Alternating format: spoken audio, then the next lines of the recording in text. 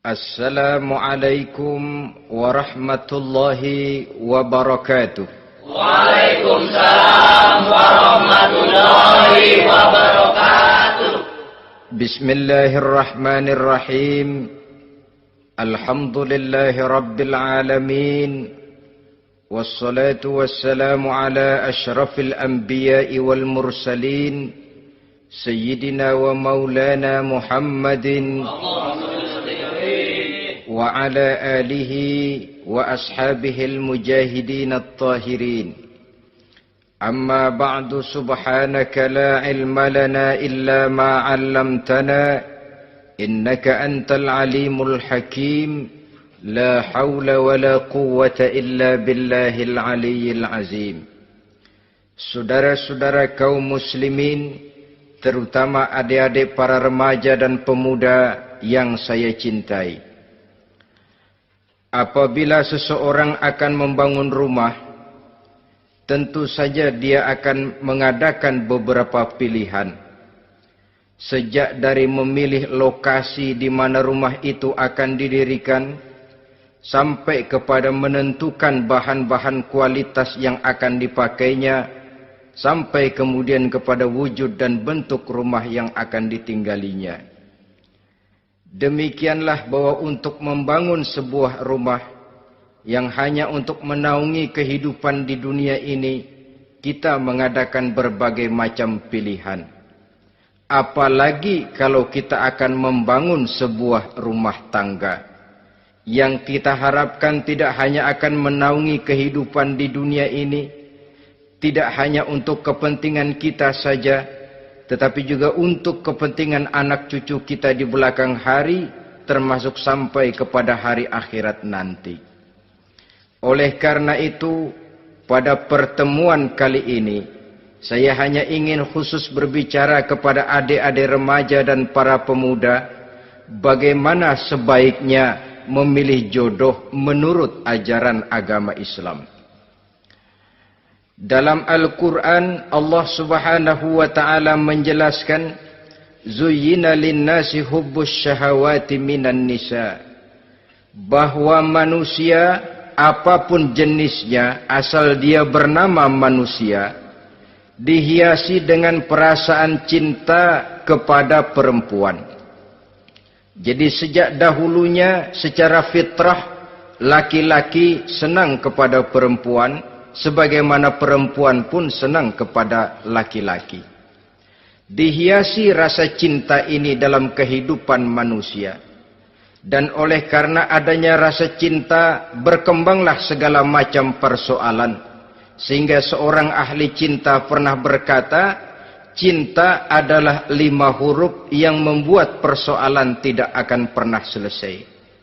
5 huruf yang membuat persoalan tidak akan pernah selesai-selesai. Tetapi dalam kehidupan sehari-hari sering kita saksikan bahwa cinta ini bisa mendorong, memberikan motivasi yang baik, dan cinta ini pun bisa juga memberikan dorongan yang tidak baik. Oleh karenanya, apabila cinta itu ibarat setetes embun yang jatuh di bumi yang subur, akan tumbuhlah di atasnya aneka ragam bunga-bungaan yang harum semerbak, indah, mewangi, sedap dipandang orang, menebarkan rasa aman, damai, sentosa, dan begitu selanjutnya. Tapi jika cinta itu jatuh di hati yang gersang dan tandus, tidak ada yang akan dapat tumbuh di sana selain sirih memanjat batu, kuning daunnya, lemah gagangnya, maka cinta yang semacam itu tidak akan memberikan dorongan positif kepada seseorang di dalam kehidupannya. Maka lebih dahulu kita akan membicarakan cinta dalam artian yang positif ini, untuk nanti sampai kepada perempuan yang bagaimana yang harus kita cintai, atau laki-laki yang bagaimana yang harus dicintai oleh seorang perempuan. Saudara hadirin yang saya hormati, cinta dalam artian yang positif, pertama, dia selalu mendatangkan keindahan. Yang kedua, cinta itu memberikan energi atau semangat untuk berjuang. Dan yang ketiga, cinta itu selalu membawa resiko dalam bentuk pengorbanan. Maka cinta yang positif pertama melahirkan keindahan. Disinilah orang memerlukan filter atau saringan. Sebab keindahan yang didasarkan karena cinta itu merupakan satu keindahan yang relatif saja. Boleh jadi karena indah orang jadi cinta, boleh juga jadi karena cinta segala sesuatu terasa jadi indah. Namun bagaimanapun juga, kalau hati sudah diliputi oleh rasa cinta, segalanya akan terasa menjadi indah. Cinta itu adalah keindahan. Yang kedua, cinta itu energi, melahirkan dorongan dan semangat. Yang lemah bisa menjadi kuat, yang takut bisa menjadi berani, yang jauh jadi terasa dekat. Itu semua karena dorongan cinta. Dan dari energi ini lahirlah yang ketiga, bahwa cinta adalah pengorbanan. Sehingga orang berkata, berani bercinta artinya harus berani berkorban. Takut berkorban, jangan bercinta. Kalau cinta ini kita salurkan kepada nilai-nilai agama umpamanya, yang pertama, cinta mendatangkan keindahan. Kita cinta kepada agama, maka apapun yang diperintahkan oleh agama akan terasa menjadi indah. Solat akan terasa menjadi indah. Puasa terasa menjadi indah. Zakat terasa menjadi indah. Jihad pun akan terasa menjadi indah. Persis kalau kita cinta kepada seorang gadis. Jika kita cinta kepada seorang gadis, apanya saja akan kelihatan menjadi indah. Jalannya terasa indah, lenggang-lenggoknya terasa indah, suaranya merdu padahal cemprengnya bukan main. Seluruhnya akan mendatangkan keindahan karena dasarnya sudah cinta. Cinta membawa kepada keindahan. Yang kedua, cinta itu melahirkan energi.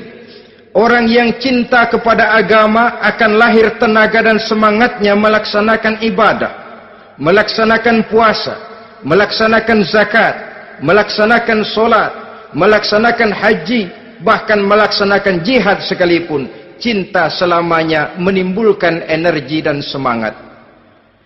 Sama saja dengan kita apabila jatuh cinta kepada seorang gadis, walaupun rumahnya jauh, katanya, gunung pun akan kudaki, lautan pun kuseberangi. Untuk apa itu? Untuk menemui apa yang kita cintai.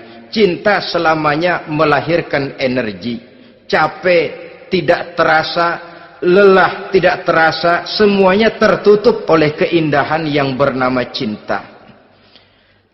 Lalu yang ketiga, cinta membawa pengorbanan.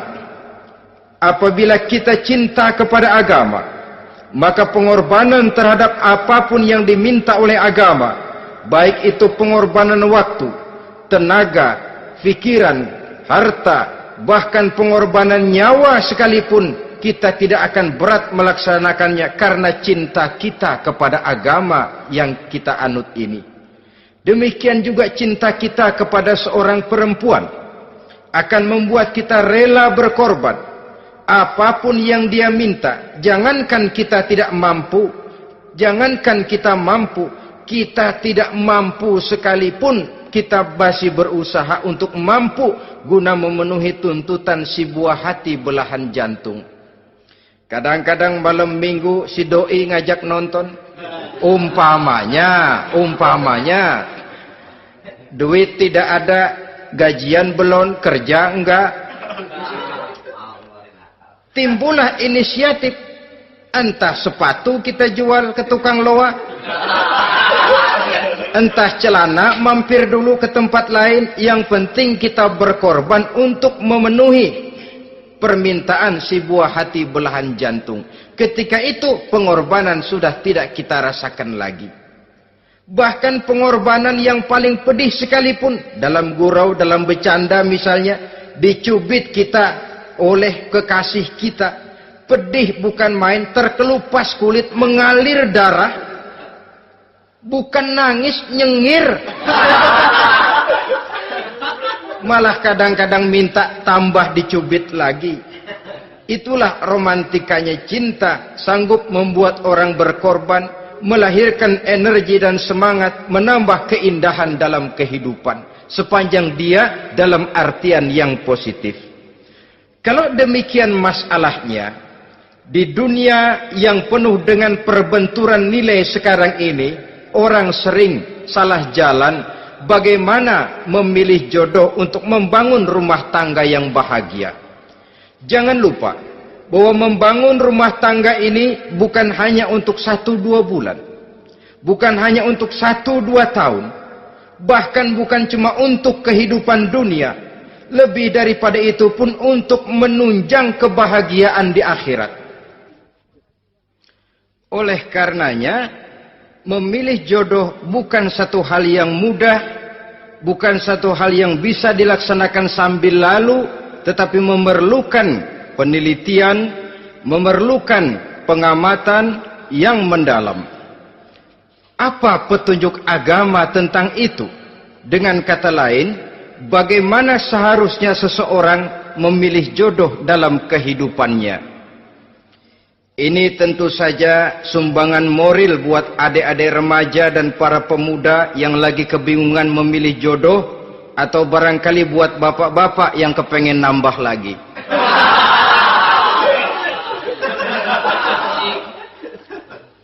Mohon maaf kepada ibu-ibu, saya tidak menganjurkan, cuma ngajarin. Yang pertama, menurut Nabi, nikahilah perempuan itu karena rupanya, karena hartanya, karena keturunannya, dan karena agamanya. Ada 4 motif utama di sini. Pertama, memilih jodoh, lihatlah rupanya. Lagian siapa yang kepengen dapat jodoh rupanya nggak karu-karuan? Cari rupa yang cantik, indah, dan menawan. Namun jangan lupa, saya katakan di zaman di mana sering terjadi benturan nilai seperti sekarang ini, orang sulit untuk mendapatkan keaslian. Di mana teknologi sudah sedemikian canggih, di mana ilmu kedokteran sudah sedemikian maju, maka berbagai macam rupa bisa dibentuk dengan apa yang dinamakan operasi plastik misalnya. Yang pesek bisa dibikin mancung, kuping yang kelebaran bisa dibikin sedang, pipi yang kembung sebelah bisa dibikin rata, janggut yang tidak menarik bisa dibikin bak lebah bergantung katanya.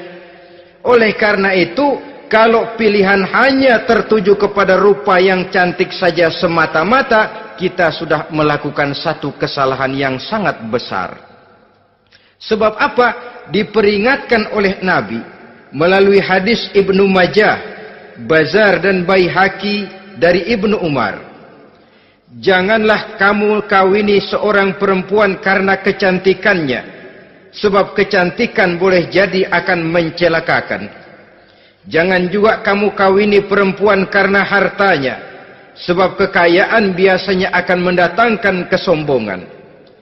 Tetapi kawinilah karena agama dan akhlaknya, karena itulah yang akan membawa kepada kebahagiaan. Saudara-saudara kaum muslimin, terutama adik-adik remaja dan para pemuda, dikala usia puber, apalagi mata baru terbuka, awal balik namanya, remaja sering kehilangan filter. Pokoknya asal ngelihat rupa yang sudah lemot, denok, geboy, pikiran pun hanyut, malam terkenang, siang terbayang, tidur tak nyenyak, makan tak enak katanya, selalu terbayang wajah si doi. Dikala itu orang kehilangan pertimbangan bahwa rupa yang cantik kadang-kadang sering menipu. Diriwayatkan oleh Imam Ibnu Abbas, satu hari ketika sedang kumpul dengan para sahabat, lewatlah orang dengan potongan potongan orang kaya. Kelihatan kan, orang kaya sama orang miskin jalannya aja lain kan? Jalannya saja, jangan gaya hidupnya, jalannya saja lain. Lewat dia, Rasul bertanya kepada seorang sahabat, menurut pendapatmu bagaimana orang yang lewat itu? Kata sahabat, yang lewat ini ya Rasul, kalau dia meminang perempuan pasti diterima. Kalau dia menolong orang pasti berhasil. Kalau dia ngomong pasti didengerin. Kenapa? Orang kaya. Orang kaya ya Rasul. Kalau dia minang, perempuan mana yang kagak bisa menerima kalau dipinang oleh orang kaya? Biar mukanya udah belipet kayak dompet tanggung bulan.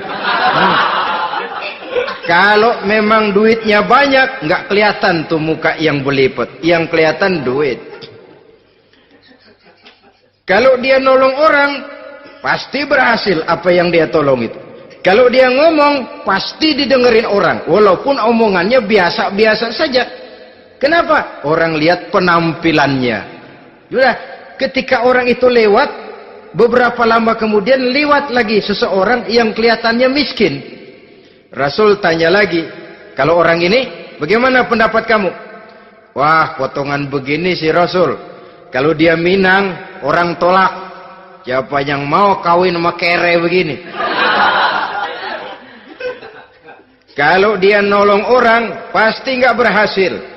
Kalau dia ngomong, kagak bakalan ada yang mau dengerin.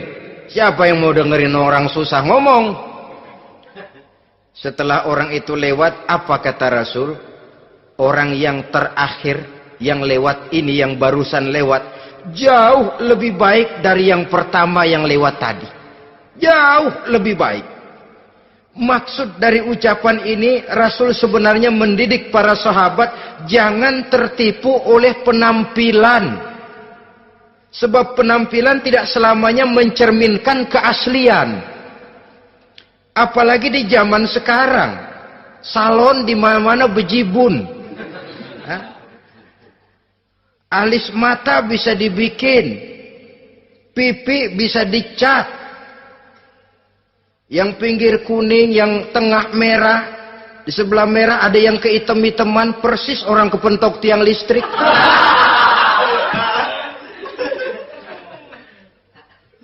Kecantikan yang artifisial, kecantikan yang bukan alami. Karena itu silakan saja cari yang cantik, tapi jangan terpaku sampai di situ. Sebab kecantikan di samping dia mudah berubah oleh pergeseran masa dan pertukaran waktu, ternyata penampilan tidak selamanya mencerminkan keaslian. Lain hari seorang sahabat pernah mengadu, "Ya Rasul, ada apa? Inna imraati la turaddu yadul lamis."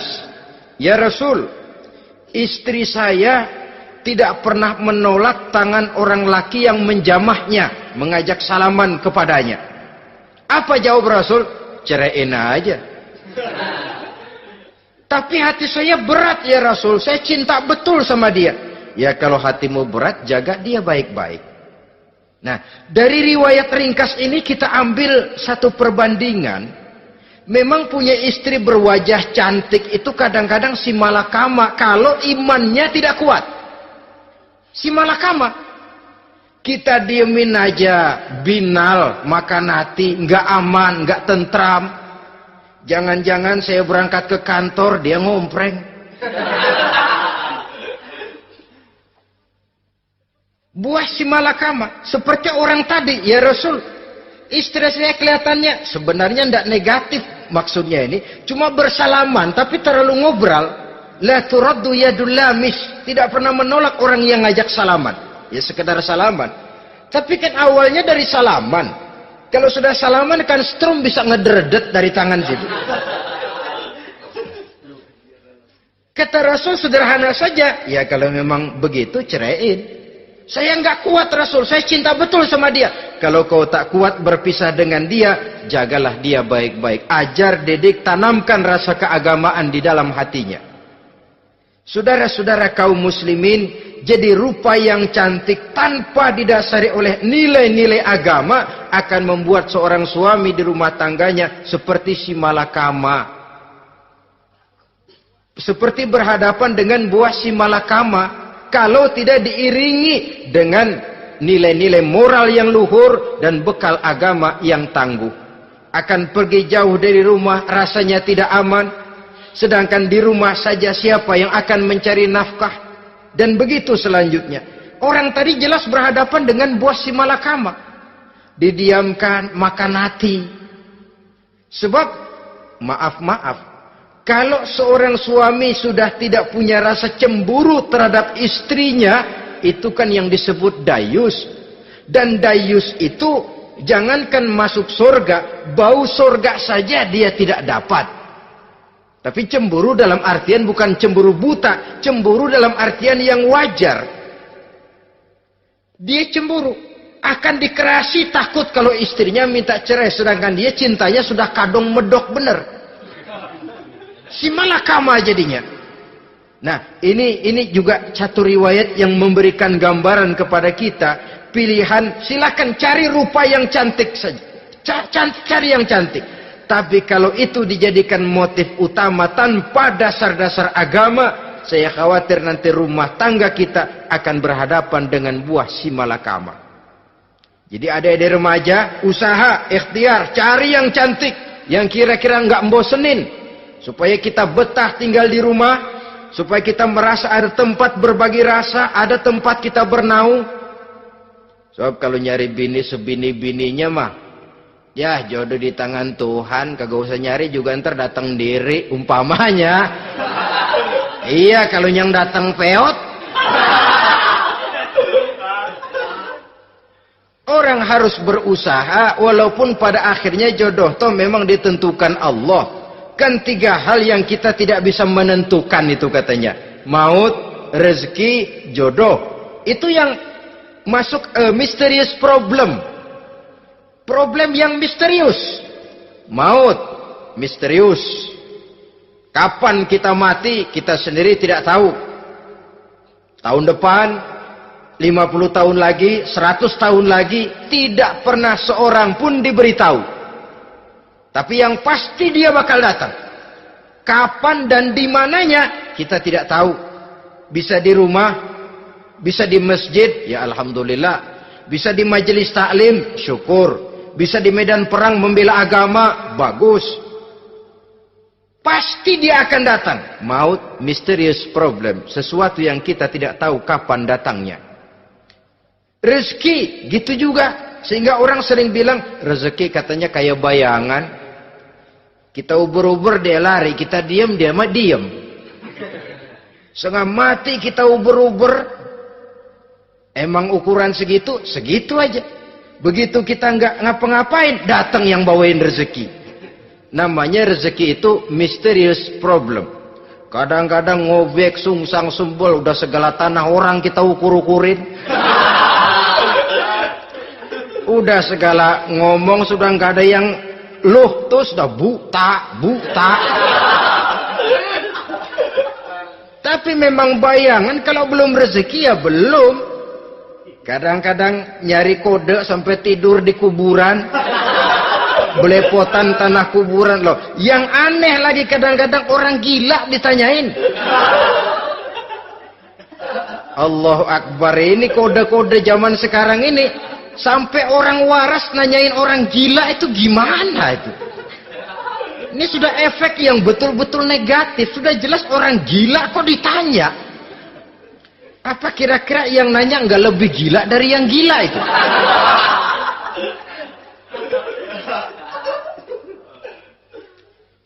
Saudara-saudara kaum muslimin, terutama adik-adik remaja dan para pemuda, jadi silakan saja cari rupa yang cantik, karena dia akan jadi tautan hati, buah hati belahan jantung, tempat kita berbagi rasa, tempat kita pulang dan tinggal di rumah tangga kita.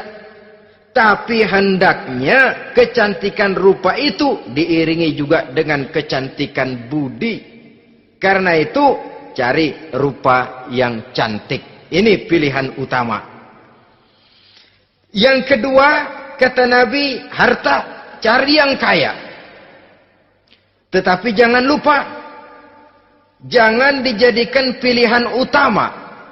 Karena kekayaan sering mendatangkan kesombongan. Apalagi kalau seorang pemuda mendapat istri orang kaya. hidupnya dimodali oleh istrinya, maka biasanya wibawanya sebagai seorang suami akan hilang. Akhirnya komando di tangan istri. Dikala itulah suami tidak lebih daripada prajurit yang taat kepada komando istrinya. Padahal menurut konsep Quran, ar-rijalu qawwamuna 'alan nisa, laki-laki diciptakan sebagai pembimbing bagi perempuan. Kalau nanti suatu saat terjadi benturan, sedangkan modal diberikan oleh istri, terjadilah pengungkitan. Kata istrinya apa? Lu jangan bertingkah, lu kan kawin sama gue modal lu kolor doang.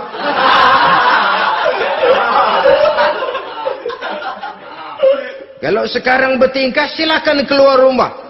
Bawa seperti engkau datang dulu. Jangan bawa apa-apa. Pergilah seperti engkau datang dulu kemari. Hilanglah wibawa seorang suami. Suami kalau udah digentak sama istri begitu, ngelempuruk kayak ayam sampar. Di mana lagi letak wibawanya? Harta sering mendatangkan kesombongan. Oleh karena itu, walaupun diperintahkan cari yang keturunan orang kaya, tapi maksudnya jangan dompleng. Sebab kepribadian seorang suami akan ditentukan oleh sifatnya sendiri. Keberadaannya ditentukan oleh karya dan perbuatannya sendiri. Itulah yang akan menampilkan kepribadian dia dalam kehidupan di masyarakat ini. Saudara-saudara kaum muslimin, terutama adik-adik remaja dan para pemuda, kan kadang-kadang di zaman sekarang kan kelas-kelas gigolo, playboy ya, nyari tante-tante kesepian, mejeng-mejeng di pinggir-pinggir jalan dengan harapan apa? Ya barter lah, tukar tambah. Nah, supaya dapat rokok, dibelikan pakaian, motor dan sebagainya. Tapi yang jelas hilang harga diri sebagai laki-laki, dan itu yang paling mahal. Kalau seorang laki-laki sudah kehilangan harga diri, apalagi yang bisa dibanggakan dalam kehidupan ini? Apa artinya naik mobil kalau kepala tertunduk ke bawah? Apa artinya jalan di tengah masyarakat kalau kita tidak bisa menengadah dengan satu kebanggaan? Hilangnya harga diri merupakan kehancuran awal dari sebuah pribadi yang untuk jangka panjang kita tidak akan bisa lagi berbuat banyak. Tanpa harta orang memang sulit untuk bahagia, tapi harta semata-mata bukan merupakan jaminan bahwa orang lantas akan bahagia. Saya barangkali harus berkata, banyak orang miskin yang kaya, tapi tidak sedikit orang kaya yang miskin. Saya ulangi ini. Banyak orang miskin yang kaya, tetapi tidak sedikit orang kaya yang miskin. Nah, bagaimana pengertiannya? Orang miskin yang kaya, materinya sederhana, peralatan rumah tangganya sederhana, tapi hatinya kaya. Oleh karena hatinya kaya, jiwanya lapang. Sebaliknya, orang kaya yang miskin, di tengah kelimpahan materi yang berlimpah, segalanya serba ada, hatinya yang miskin. Kelimpahan materi tidak akan sanggup mengobati kemiskinan hatinya.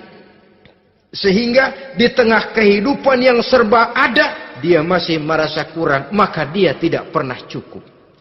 Di tengah kemilauan dan gemerlapan serta glamornya rumah mewah, dia merasa hidup di tengah gurun pasir yang gersang dan tandus.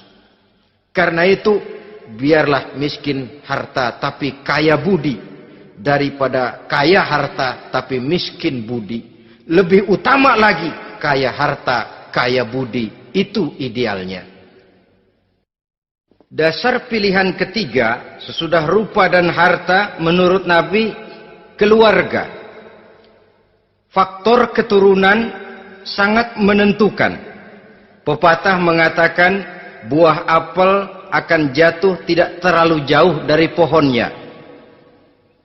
Biasanya kalau bapak kalong, anak kampret. Bapak nyolong, anak nyopet. Itu fotokopi. Saudara-saudara, sungguh pun demikian, faktor keluarga bukan merupakan yang paling dominan. Karena segalanya memang bergantung kepada hidayah dari Allah Subhanahu wa ta'ala. Kalau hidayah datang, bisa saja anak maling bisa jadi kiai. Kalau hidayah datang, bisa saja anak nabi malah ikut bersama orang-orang kafir. Pada akhirnya orang mau besar atau tidak, bukan dengan jalan menyempeng kepada keturunan orang lain, tapi ditentukan oleh kepribadian dirinya sendiri. Tidak bisa kita menjadi besar dengan menyebut kebesaran orang lain. Itu sebabnya dicontohkan oleh Imam Ali pada saat beliau berkata, "Laisal fata may yaqulu kana abi, walakinnal fata may yaquluha anadha." Anak muda yang gentleman adalah anak muda yang berani berkata, "Inilah saya." Bukan anak muda yang membanggakan leluhurnya. Ini kan zaman sekarang ini lagi ngetop-ngetopnya lagu-lagu cengeng katanya toh. Sebenarnya menurut saya bukan cuma lagu cengeng yang jadi masalah. Lagu cengeng cuma satu efek dari sikap yang lebih utama dari itu, yaitu mental cengeng. Kalau mental sudah cengeng, apapun yang kita lakukan akan jadi cengeng. Tidak cuma lagu, kebudayaan yang lahir akan kebudayaan cengeng. Jadi pengusaha cengeng. Jadi pejabat cengeng. Jadi kiai cengeng. Kenapa? Mental cengeng. Di antara mental cengeng itu apa? Mengandalkan fasilitas atasan. Kalau tidak ada fasilitas dari atas, lantas tidak bisa berbuat apa-apa, cengeng. Menjadi besar bukan karena karier pribadi, tapi karena nasib katrolan. Itu pun termasuk mental cengeng. Sedikit gagal, B. Bagaimana B? Sedikit jalan buntu, babe. Sedikit deadlock, babe. Lu ngapain babe lu melulu? Saudara hadirin yang saya hormati, jadi lebih penting dari sekedar lagu-lagu cengeng, saya malah lebih suka bicara mental cengeng ini. Mental yang cepat putus asa. Mental yang tidak mau mengeluarkan usaha maksimal. Mental yang hanya mengandalkan fasilitas. Sedangkan pribadinya tidak lebih daripada pribadi sumuhun dawuh, pribadi kulo nuwun, pribadiku maha juragan wae, pribadi oke bos, pribadi asal bapak senang. Bukankah itu semua merupakan cermin dari mental-mental yang cengeng, yang untuk jangka panjang tidak akan pernah menguntungkan daripada pembangunan bangsa dan negara yang kita cintai ini. Seseorang mau besar atau tidak, bukan dengan jalan menyempeng kepada kebesaran orang lain. Bahkan Syauqi dalam sebaik syairnya yang lebih tegas mengatakan, wa syarrun nasi zu khumulin iza fakhartahum zakarul jaduda wa syarrun nasi wa khairun nasi zu syarafin qadimin aqama li nafsihi syarafan jadida. Generasi yang paling jelek adalah generasi pemalas. Kalau kelihatan orang lain lebih hebat dari dia, disebut-sebutnya kebesaran nenek moyangnya. Dia sendiri nggak punya prestasi apa-apa. Kerjanya cuma ngandeli babe. Kerjanya cuma menggelayuti fasilitas orang tuanya. Tanpa itu, dia tidak akan punya nilai dan harga sama sekali. Ini generasi paling jelek. Kalau orang lain kelihatan lebih hebat, dia sebut nenek moyangnya. Lo sih belum apa-apa lo, baru kopral lo. Engkong gua no, komandan Hansip. Engkongnya yang disebutin.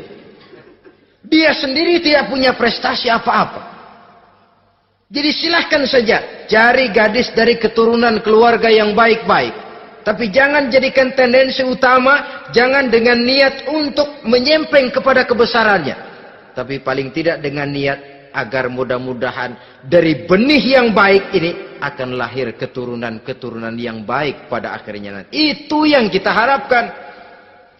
Bukan lalu dengan pertimbangan, weh, mertua gue bos nih, kali aja begitu gue kawin aja mampus. Ini semua warisan kan jatuh kemari semua. Kalau itu niatnya sudah jelas salah. Kita mencari perempuan dengan keturunan-keturunan yang baik dengan berharap agar anak-anak kita nanti yang akan merupakan benih cucunya akan melahirkan kebaikan-kebaikan seperti leluhurnya dulu. Saudara, pilihan yang keempat kata Nabi, agama. Ini yang paling inti. Kenapa? Agama itu motivasinya moral. Di sini segalanya ditentukan. Rupa yang baik, harta yang banyak, keluarga yang luhur.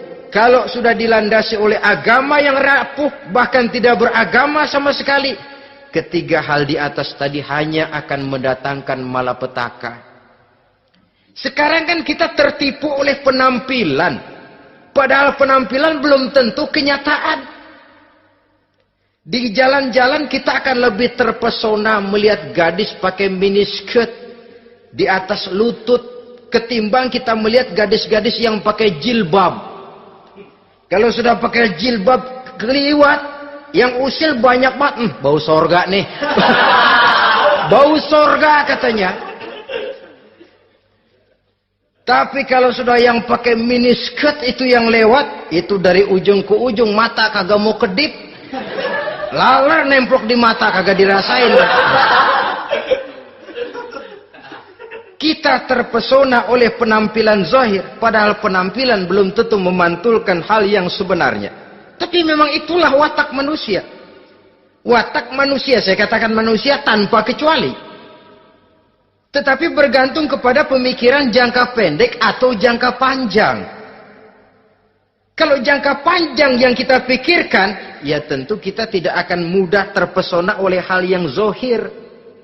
Sampai-sampai Quran sendiri mengatakan budak yang hitam legam tapi beriman itu lebih baik daripada orang-orang musyrik walaupun cantik, denok, lemot, geboy.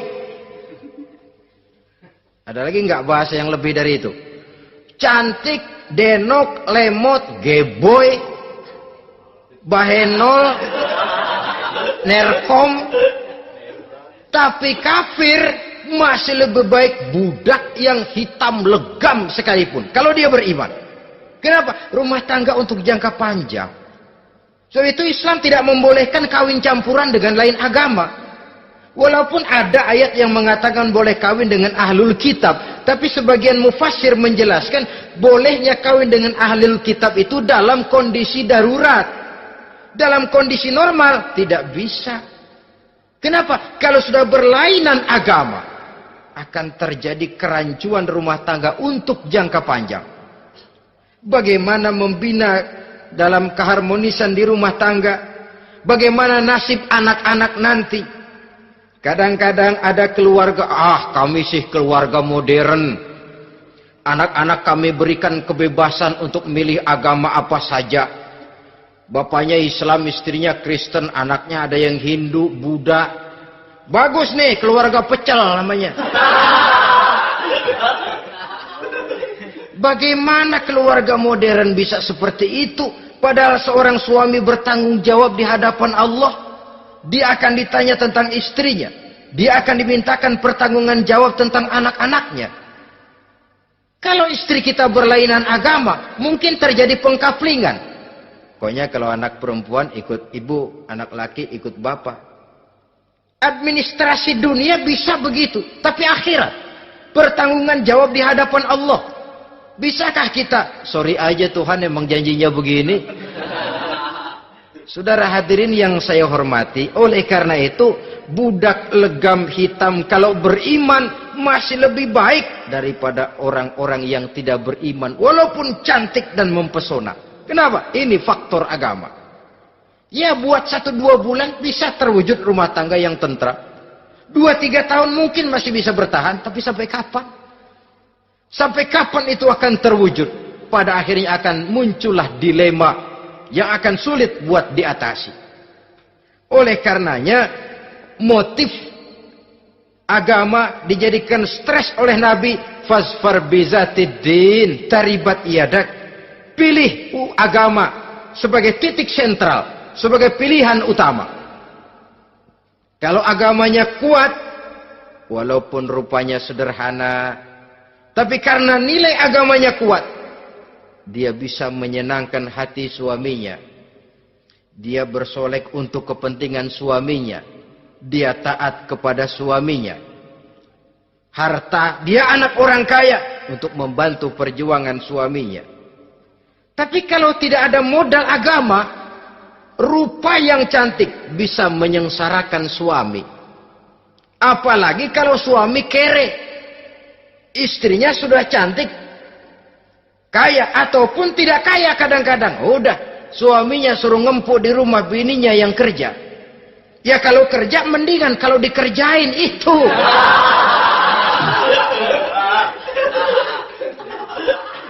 Itu yang repot.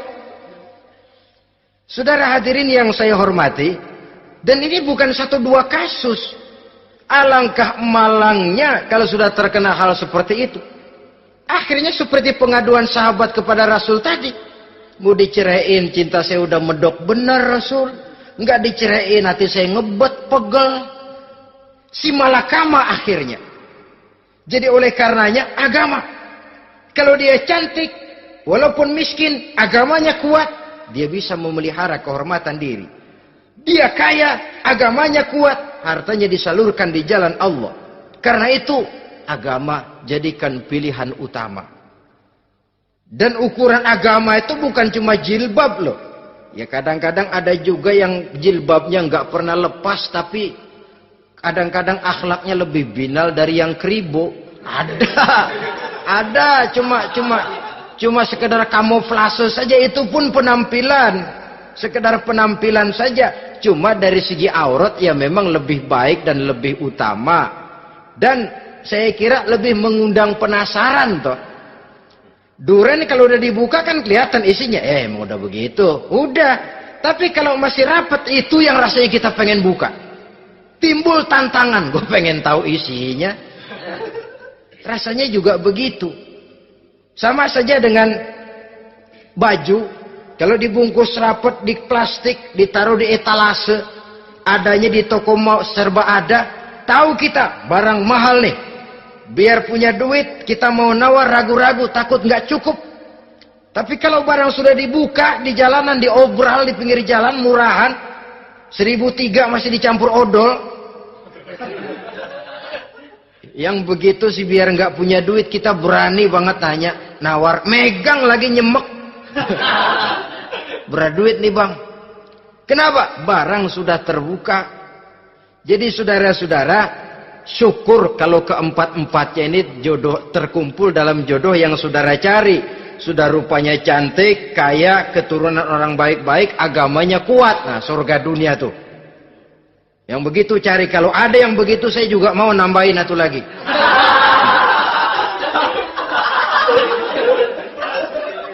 Tapi yang kumpul keempat-empatnya ini terus terang saja langka. Makhluk langka ini. Kadang-kadang cantik, kaya, keluarganya hebat, agamanya nol, akhlaknya kayak setan. Tapi yang paling celaka kalau empat-empatnya kagak ada. Rupanya jelek, melarat, bapaknya biang maling, kagak beragama lagi. Apanya yang mau dipilih? Mampus saja mendingan. Sudah nggak ada pilihan sama sekali tuh. Sudah nggak ada pilihan sama sekali. Saudara hadirin yang saya hormati, terutama adik-adik remaja. Nah, lalu apa motivasi agama dalam pembinaan ini apa? Agama ini kan memberikan contoh bahwa perempuan yang baik itu, yang kita ingin jadikan dia sebagai ideal dalam pencarian jodoh, tandanya 3. Iza ra'aitaha sarratka, kata Nabi. Kalau dipandang, dia bisa menggembirakan kamu. Kan ini yang penting buat seorang suami. Kalau saudara nanti jadi suami, punya istri yang jadi partner setia mendampingi suaminya. Kalau dilihat nggak bosenin, Kenapa? Dia berdandan untuk nyenangin hati suaminya. Enggak bosenin. Kan kadang-kadang ada bini kalau kita pulang demok aja fotonya.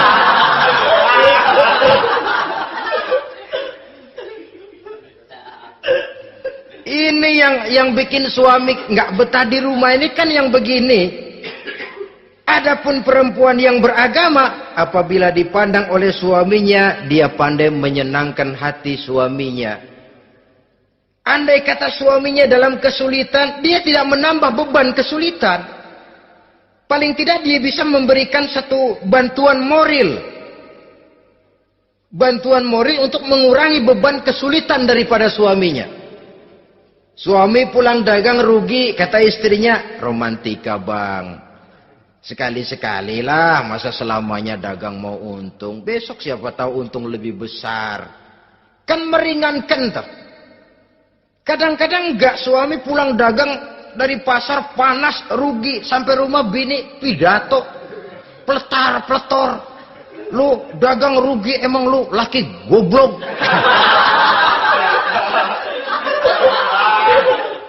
Sudahlah di pasar rugi, di rumah digoblok-goblokin. Ini nanti kena penyakit broken home yang begini ini. Padahal kesuksesan di kantor, kesuksesan di pasar, kesuksesan di medan tugas selalu dimulai dari kesuksesan dan ketenangan dari rumah tangga.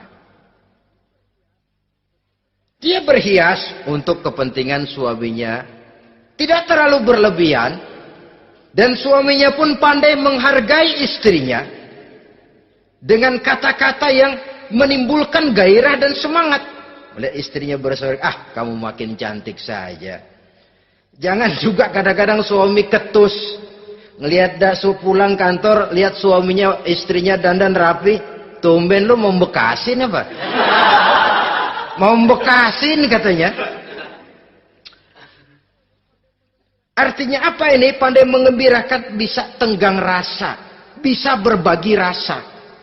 Sehingga suami merasa ada tempat dia bertukar pikiran. Ada tempat dia membicarakan persoalan. Dialog dalam kehidupan berumah tangga itu sangat diperlukan. Iza ra'aitaha sarratka, kalau dipandang dia sanggup mengembirakan kamu. Dikasih uang 500 senyum, 5.000 pun ketawa. Menggembirakan. Dia bisa taruh kata hatinya kesel, tapi mulutnya senyum. Nah ini yang sulit ini. Senyum tapi kesel, kesel tapi senyum. Kadang-kadang istri itu kan kalau sudah kesel, suami pulang nggak bisa dia menyembunyikan kekesalannya. Dari jauh suami sudah lihat ini yang nyambut, ini bemo ini. Udah monyong, serem. Saudara hadirin yang saya hormati, yang kedua, bila diperintah dia taat. Ini pengaruh agama. Sehingga Nabi mengatakan, "Lau amartu li ahadin ayyasjuda ila ghairiha, la amartul mar'ata litasjuda ila zawjiha likibari haqqihi 'alaiha." Andai kata saja boleh aku memerintahkan manusia untuk sujud kepada sesama manusia, pastilah aku perintahkan perempuan untuk sujud kepada suaminya. Kenapa? Karena besar hak suaminya kepada dirinya. Untung sujud kepada manusia tidak boleh. Andai kata boleh, perempuan disuruh sujud sama suaminya. Ini tidak perlu sampai sujud. Cium tangan saja minta ridho suami. Kadang-kadang perempuan sekarang berat. Paling banter setahun sekali lebaran doang. Laki pulang sembahyang tubruk, cium tangan, minta redo, nangis segala macam. 3 hari habis lebaran, beras habis, monyong aja lagi.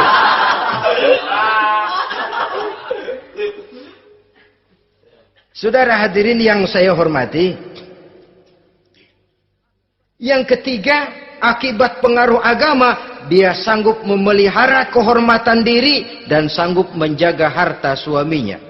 Memelihara kehormatan diri baik pada saat suaminya di rumah atau pada saat suaminya tidak ada di rumah.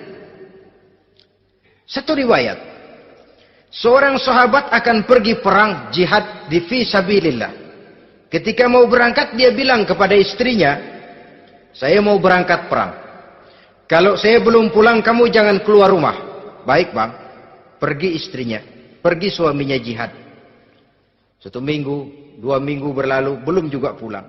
Satu hari datang utusan dari rumah orang tua si istri ini. Assalamualaikum bu. Waalaikumsalam. Ada apa? Ada berita kurang enak bu. Orang tua ibu sakit parah. Mohon tolong ditengokin. Apa kata si istri? Maaf saja, suami saya belum pulang dari medan perang. Saya belum dapat izin keluar rumah kalau dia belum pulang. Tolong sampaikan maaf saya kepada orang tuanya. Pulanglah utusan tadi. Besok balik lagi. Bu, ada apa? Udah Senin Kemis. Napasnya sudah sampai tenggorokan. Tolong tengokin buat terakhir kalinya bu. Suami saya belum pulang. Dia pesan kalau dia belum pulang saya jangan keluar rumah. Saya nggak bisa tengokin orang tua saya. Salam maaf saja. Pulang utusan itu. Besok balik lagi. Bagaimana? Sudah meninggal bu. Mau dikubur. Tengokinlah buat terakhir kalinya. Suami saya belum pulang. Saya belum berani keluar rumah kalau suami saya belum pulang. Itu janji saya sama suami saya. Pulanglah utusan ini ngadu kepada Rasulullah sallallahu alaihi wasallam. Ya Rasul, ini perempuan kelewatan benar. Dari orang tuanya sakit sampai sekarat, sampai mati, sampai dikuburin dia nggak nengokin.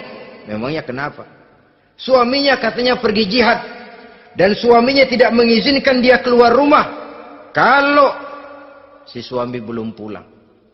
Apa jawab Rasul? Marahkah beliau? Tidak, beliau senyum. Apa katanya? Dosa orang tua yang meninggal ini telah diampuni oleh Allah karena dia punya anak perempuan yang begitu taat kepada suaminya. Allahu Akbar. Dosa orang tua yang sudah meninggal itu diampuni oleh Allah karena dia punya anak perempuan yang begitu taat kepada suaminya. Ketaatannya kepada suaminya menyebabkan dosa orang tuanya diampuni oleh Allah Subhanahu wa taala. Suami pergi jihad, orang tua sakit keras, tidak berani dia keluar rumah. Itu tandanya bisa menjaga kehormatan diri. Kalaupun satu saat suaminya manggil, bu, tolong ambilin uang di dompet. Dompetnya dibawa, bang, ambil saja sendirilah, nanti salah ambil lagi saya. Kadang-kadang enggak, suaminya pergi mandi, dompet berantakan. Saudara hadirin yang saya hormati, ini motivasi agama. Jadi kecantikan zahir yang diimbangi dengan kecantikan batin oleh karena pengaruh agama tadi. Kalau sudah kemari, orang tidak perlu mikir-mikir operasi plastik, bikin yang pesek jadi mancung supaya orang tertarik. Bikin belakang yang kurus jadi menarik. Tidak. Orang tidak perlu lagi pakai susuk-susukan. Dipasang di bibir supaya kalau senyum orang gempor. Supaya kalau ngomong orang percaya. Dipakai di kuping supaya macam-macam. Tidak perlu lagi. Pakai jompa-jampe, pelet-peletan. Supaya kalau diludahin orang ngikut. Nggak perlu lagi.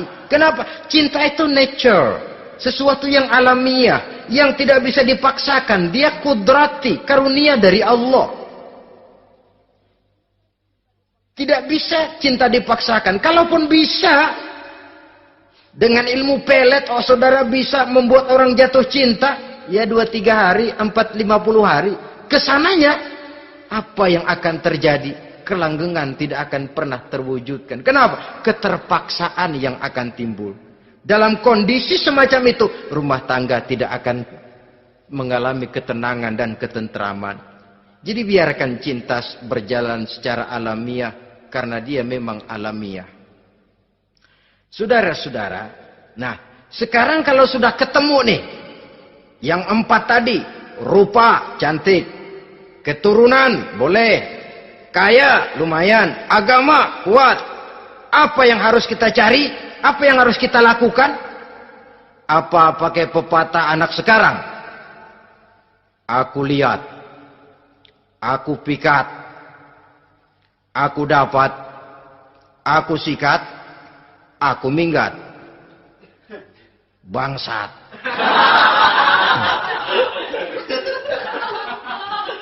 Itu kan ada moto cinta kilat begitu tuh.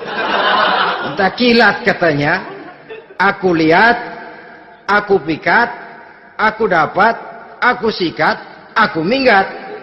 Bangsat. Atau kita harus hanyut dalam arus free love, free sex, samenleven, eksperimen dulu? Tidak. Islam menganjurkan kalau memang seret, nah ini rasanya ini nih, mantap gue nih. Apa yang diajarkan oleh Islam selanjutnya? Meminang, saudara-saudara. Meminang adalah langkah awal untuk mengikat tali pernikahan. Diizinkan meminang, dan di dalam meminang pun diizinkan untuk melihat. Cuma kalau boleh, ya syaratnya itu waktu melihat itu jangan sampai ketahuan si perempuan yang akan kita pinang itu. Untuk apa kita meminang? Pertama untuk yakin bahwa perempuan yang kita inginkan ini sudah kumpul syaratnya itu, tidak ada cacatnya. Yang kedua, untuk memperkuat tekad hidup berumah tangga, diperlukan meminang. Adapun adat itu berbeda. Tapi bahwa konsep meminang itu dalam Islam ada, itu jelas. Ya kalau mesti bawa pisang raja, pakai roti buaya, pakai martabak segede ban mobil truk segala macam, itu adat saja, ya. Tapi yang real meminang itu ada dalam Islam. Nah, bagaimana adab meminang? Setelah kita tahu anak ini cantiknya ya, keturunan baik, ya kekayaannya lumayan, agamanya kuat, pinanglah dia. Caranya boleh lihat langsung. Lihat langsung kalau bisa tanpa setahu si perempuan. Dan batas yang boleh dilihat itu muka dan tangan. Itu saja. Jadi jangan gerusak. Minta permisi Pak, saya mau ngelihat anak bapak seutuhnya. Soalnya buat saya ini nanti. Apanya aja dibedolin, jangan. Kira-kira yang boleh itu muka sama tangan. Andai kata kita risih, sebab nanti kalau nggak jadi akan jadi timbul rasa malu dan si perempuan juga kasihan. Boleh mengutus perempuan yang kita percaya. Coba kau ke sana, lihat kondisinya yang sebenarnya bagaimana. Kalau ngelihat dari jauh sih utuh, siapa tahu nanti tangannya kurang sebelah. Coba lihat sana. Saudara-saudara, kemudian boleh juga ditanyakan kepada orang tuanya. Dan dalam hal ini orang tua si gadis tidak boleh menyembunyikan aib atau cacat yang dimiliki oleh anaknya. Dia harus menceritakan apa adanya. Sampai pun kekurangan anaknya yang paling kecil sekalipun. Sebab apa? Jangan sampai istilah pepatah beli kucing dalam karung. Kedengeran suaranya doang meong-meong, begitu dibuka tuh kucing gempor sebelah kakinya nggak ada. Kan tentu kita tidak kepengen kecewa di belakang hari. Itulah perlunya meminang sebagai jembatan untuk menuju kepada pernikahan. Nah, dengan demikian kalau sudah usaha meminang ini dilaksanakan, jangan merasa sudah setengah resmi. Ini yang kadang-kadang jadi penyakit. Malah sesudah meminang harus masing-masing lebih menjaga diri, menjaga kehormatan, menjaga pergaulan. Kenapa? Agar saat memasuki jenjang pernikahan nanti merupakan jenjang yang sangat ditunggu-tunggu. Ada rasa keinginan tahu. Kalau tidak, ya udah biasa, nggak giroh lagi ngadepin perkawinan. Kenapa? Kemarin-kemarin gue udah cobain. Hilang gairah lagi. Sebab itu kalau sudah meminang, jangan merasa sudah setengah halal. Ah, udah minang ini ah.